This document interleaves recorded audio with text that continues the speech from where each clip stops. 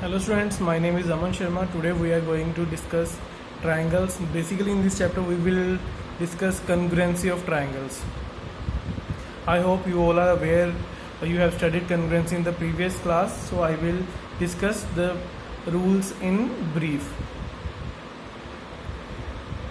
So any figure which is having three sides is known as triangle. Okay. So in triangle there are three sides, three vertices and three angles. So this is vertex A, vertex B, vertex C. This is side AB, BC and AC. All of you are aware of this. So now one more thing, that if this side is the longest, suppose AB is the longest, length is 5, it is 4 and it is 3. So angle opposite to longest side is largest. So if we talk about AB के opposite कौन सा angle है? C.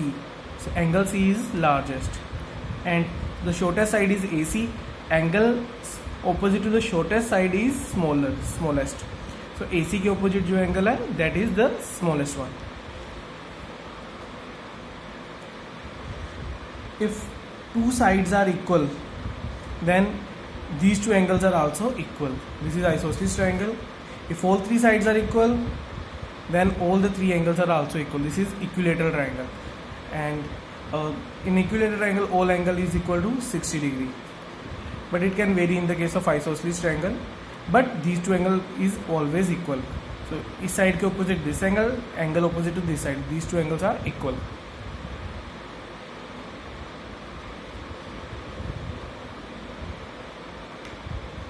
If we draw a line from this point and it divides this base in equal parts.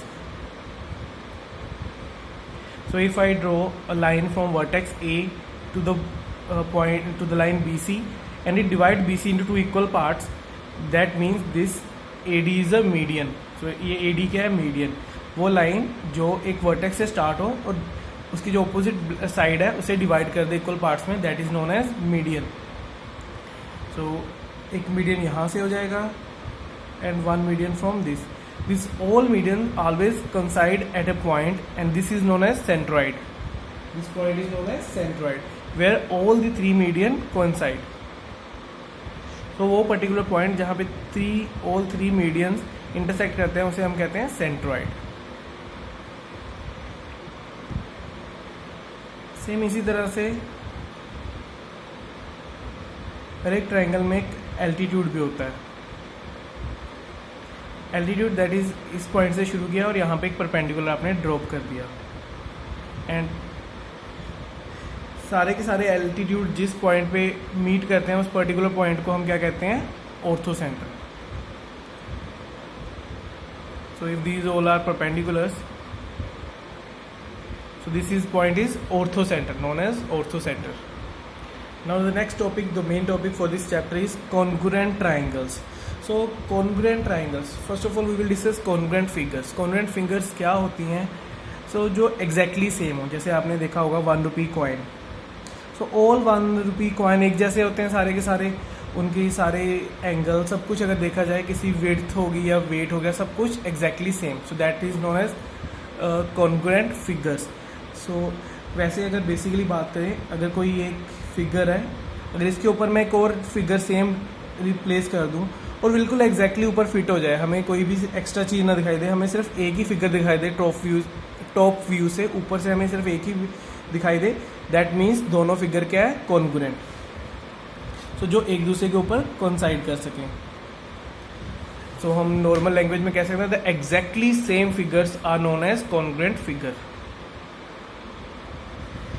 In case of triangles, so mainly 6 things we can consider.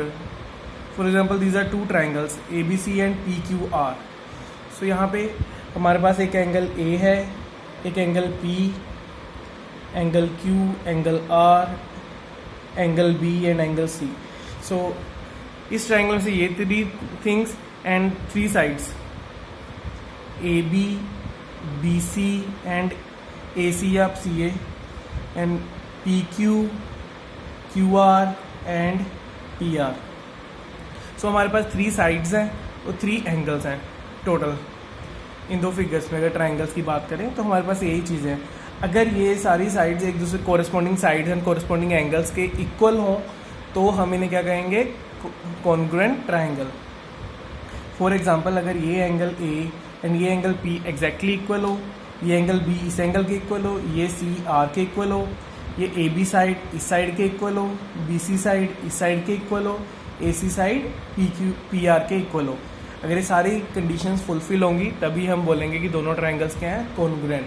सो ये अगर एक triangle को मैं दूसरी ट्राइंगल के ऊपर रखूँगा दे विल कोइंसाइड, दैट वो एक दूसरे के ऊपर बिल्कुल फिट हो जाएंगी।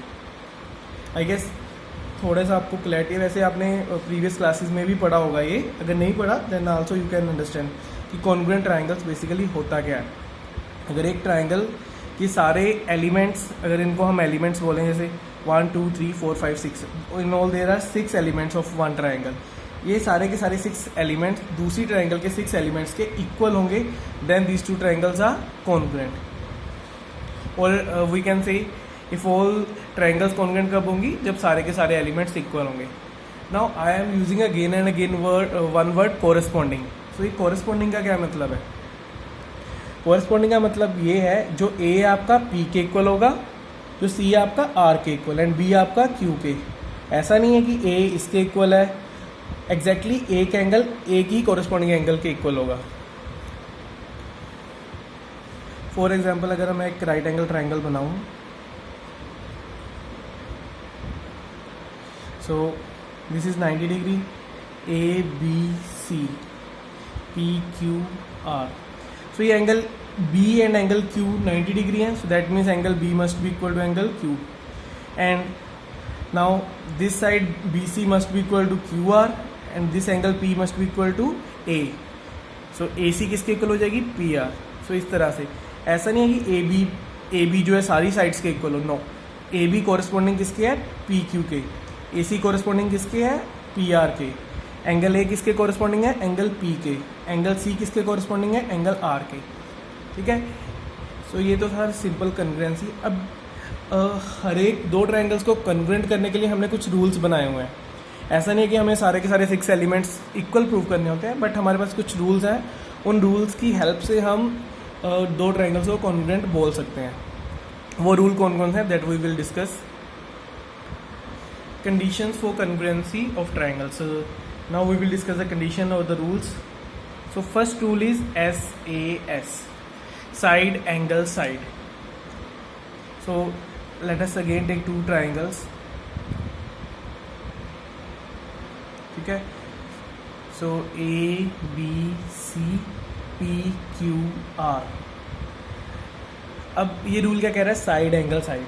सो कोई भी 2 साइड और उनके बीच वाला एंगल, ध्यान से सुनो, 2 ट्राइंगल्स इस रूल के अकॉर्डिंगली कब कॉन्ग्रुएंट होंगी, जब कोई भी 2 साइड्स और इनके बीच वाला एंगल क्या होगा, इक्वल दोनों ट्राइंगल्स में। For example if I take side A B B C and this angle, so अगर ए बी पी क्यू के इक्वल है, बी एंगल क्यू के इक्वल है and B C is equal to Q R, so I can say side angle side, side angle side. So by SAS rule these 2 triangles must be congruent. अब हमें बाकी की चीज़ें prove करने की ज़रूरत नहीं है, बस ये SAS रूल से ही ये क्लियर हो जाएगा कि ये दोनों ट्राइंगल्स क्या हैं, congruent.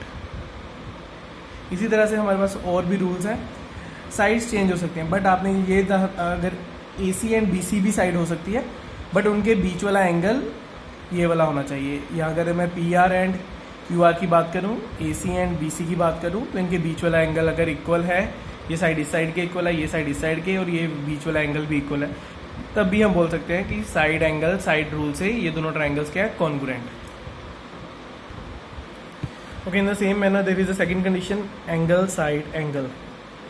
So take any 2 angles of 2 triangles, for example angle A and angle B, angle P and angle R. So we are taking 2 corresponding angles, two adjacent angles, साथ साथ वाले angles, and the side including these angles, इन दो angle के बीच में कौन सी side है, A B, इन दो एंगल्स के बीच में कौन सी साइड है, पी आर। सो ये दोनों ट्राइंगल्स भी कॉन्ग्रुएंट हैं। अगर दो साइड्स, अगर दो एंगल्स और उनके बीच वाली साइड किसी भी दो ट्राइंगल्स की सेम हो, फॉर एग्जांपल ए पी के इक्वल है, बी जो है आपका आर के इक्वल है, ए बी पी आर के इक्वल है, सो ये दोनों ट्राइंगल्स भी कॉन्ग्रुएंट हो जाएंगी। ओके, मैं शायद पहले बताना भूल गया, कॉन्ग्रुएंसी का सिंबल क्या होता है, ये, ठीक है। ऐसे आपने ट्राइंगल्स कॉन्ग्रुएंट करनी होती है।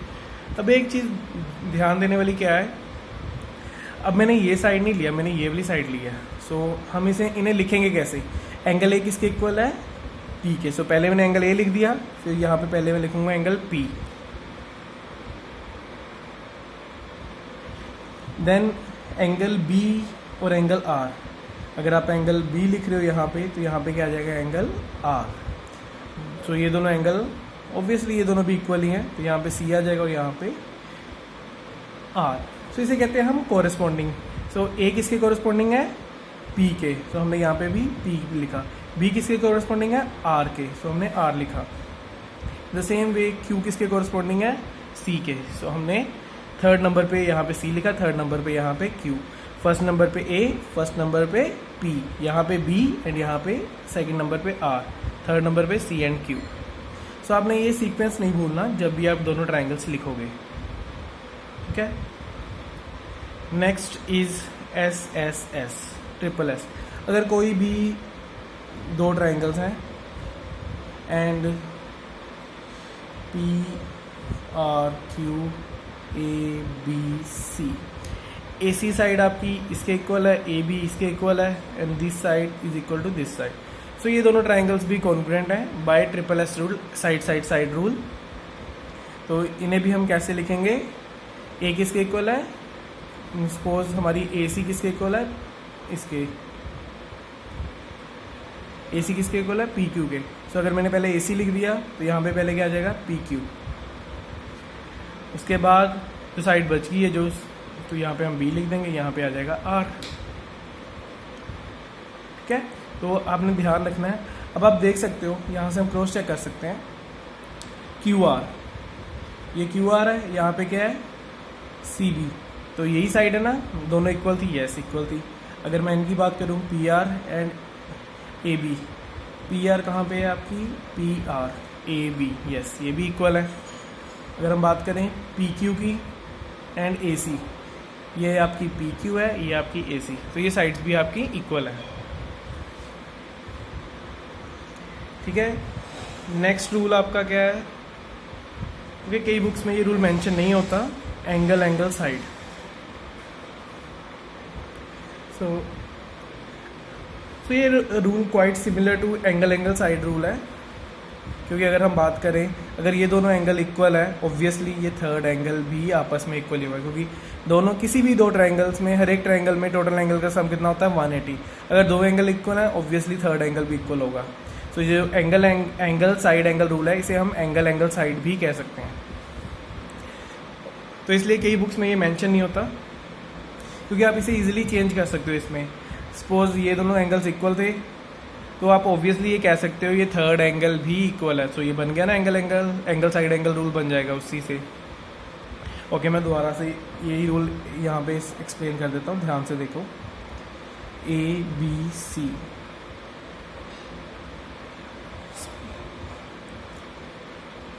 अगर angle A B and angle P Q equal है, उसके बाद साइड कौन सी आएगी, so angle angle side, angle angle side. So this angle is equal to this angle is equal to this angle, and this side are equal. So by angle angle side rule these two triangles are congruent. Again लिखने का pattern आपने नहीं भूलना। ए किसके equal है, P के, P किसके equal है, क्यू के, एंड जो बचा आर। ओके, अब मैं आपको एक्सप्लेन करता हूँ। सपोज ये कितना है आपका 60 डिग्री, ये आपका है 70 डिग्री, ये आपका कितना हो गया 60 डिग्री, ये कितना हो गया 70 डिग्री। अब आप मुझे बता सकते हो कि ये कितना होगा, ऑब्वियसली 50 डिग्री। यहाँ पे भी तीनों एंगल का सम कितना होता है 180, तो ये कितना होगा 50 डिग्री। यहाँ पे भी तीनों एंगल का सम 180, सो ये आपका होगा 50 डिग्री। तो ये जो आपकी साइड थी ये इक्वल दी हुई थी, अगर हम इन दोनों एंगल को हमें इक्वल प्रूफ कर दिया तो ये एंगल साइड एंगल से भी तो प्रूफ हो गया, angle side angle, angle side angle. So ये रूल को हम इजीली एंगल साइड एंगल से रिप्लेस कर सकते हैं, बट अगर आपको डायरेक्टली ये समझ आ गया तो बेस्ट है, ये भी आप यूज़ कर सकते हो।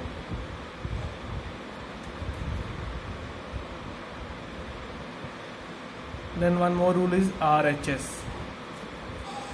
Okay, this is the last rule for congruency, and this is only for right angle triangles. So R for right angle, H for hypotenuse and side. So अगर कोई भी दो राइट एंगल ट्राइंगल्स हैं तो right angle triangle में एक चीज़ हमेशा common होती है, चाहे जो कोई भी राइट एंगल ट्राइंगल हो, कि उनमें एक एंगल क्या होता है आपका 90 degree. Is that clear to everyone? Right angle triangle में एक एंगल तो 90 डिग्री होता है। सो फर्स्ट पॉइंट क्या होगा, राइट एंगल, वो आपका क्लियर है। उसके बाद हाइपोटेन्यूज क्या होता है, side opposite to right angle. So this is the hypotenuse. So right angle, hypotenuse and side. अगर राइट एंगल ट्राइंगल है और हाइपोटेन्यूज इक्वल है, बाकी की जो दो साइड्स बची उनमें से कोई भी एक साइड दूसरी साइड के इक्वल हो तो वो दोनों ट्राइंगल्स क्या हैं, कॉन्ग्रुएंट। ए बी, सपोज ये फर्स्ट पॉइंट हो गया, ये हाइपोटेन्यूज सेकंड पॉइंट हो गया हमारा। थर्ड पॉइंट ए बी जो है आपकी, या तो वो पी क्यू के इक्वल हो या क्यू आर। अगर वो पी क्यू के इक्वल है तो भी दोनों ट्राइंगल कॉन्ग्रुएंट, अगर वो क्यू आर के इक्वल है तो भी दोनों ट्राइंगल्स कॉन्ग्रुएंट। सो आपने क्या चीज़ें कंफर्म करनी है, first 90 degree angle in the both triangles, secondly hypotenuse, and third one side must be equal to any other side of the second triangle। AB या आपकी जो BC है वो PQ या QR किसी के भी इक्वल हो, सो आपकी दोनों ट्राइंगल्स क्या हो जाएंगी, congruent. So again right angle triangle लिखने का एक मेन मेथड होता है कि ये जो आपका 90 डिग्री वाला एंगल है वो आपका हमेशा सेंटर में आता है, ठीक है। अब अगर आपने सपोज ए बी आपकी इक्वल है क्यू आर के, ए बी जो आपकी इक्वल है क्यू आर के, तो ए के साथ क्या बी के आपका सेंटर वाला है। तो यहाँ पे अगर आप ए लिख लोगे, ये ए बी है, तो यहाँ पे आपका क्या आ जाएगा, आर।